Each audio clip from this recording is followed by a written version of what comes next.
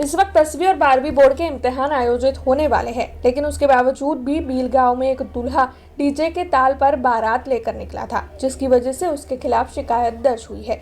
दरअसल ये आदेश पहले से ही दिया गया है कि क्योंकि बोर्ड के इम्तिहान आयोजित होने वाले हैं, डीजे ना बजाया जाए, लेकिन बोर्ड के इम्तिहान 2 दिनों के बाद शुरू ही होने जा रहे हैं। उसी बीच बील गांव में देर रात को डीजे के ताल पर यह दूल्हा अपनी बारात लेकर निकला था।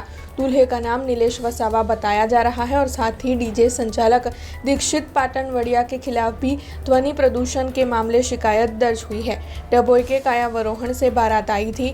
11 बजे बारात शुरू हुई थी और तकरीबन 1:15 बजे के आसपास तक चलती रही थी।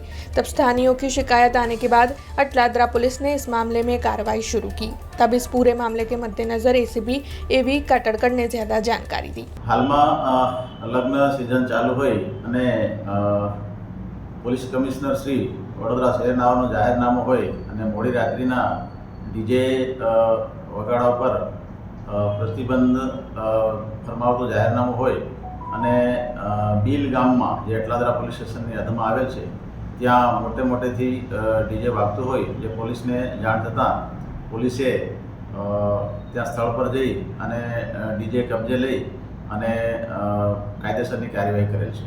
ટોટલ કેટલાના વિરુદ્ધ કાર્યવાહી કરવામાં આવી છે? ટોટલ 4 જણ વિરુદ્ધ કાર્યવાહી કરવામાં આવેલ છે। કેટલા ડિટેન કરવામાં? 2 ડીજે ડિટેન કરવામાં આવેલ છે। હાલ બોર્ડની પરીક્ષાઓ પણ ચાલી રહી છે, શું કહે છે? હા, હાલમાં ધોરણ 10 અને 12ની બોર્ડની એક્ઝામ પણ ચાલુ હોય અને એ જે પરીક્ષાર્થીઓ છે એ ડિસ્ટર્બ ન થાય તે માટે અને આવા મોટેથી અવાજો કરતા જે ડીજેના જે સંચાલકો છે એ એમની વિરુદ્ધ જે પરીક્ષાર્થીઓને ડિસ્ટર્બ ન કરે એ માટે આ જે ડીજેના સંચાલકો અને એ ડીજેના જે संचालकों से एमनी विरुद्ध कायदेसर कार्यवाही કરવામાં આવેલ છે। हमसे जुड़े रहने के लिए हमारे YouTube चैनल को सब्सक्राइब करें और नई वीडियो की नोटिफिकेशन के लिए बेल आइकॉन को दबाएं।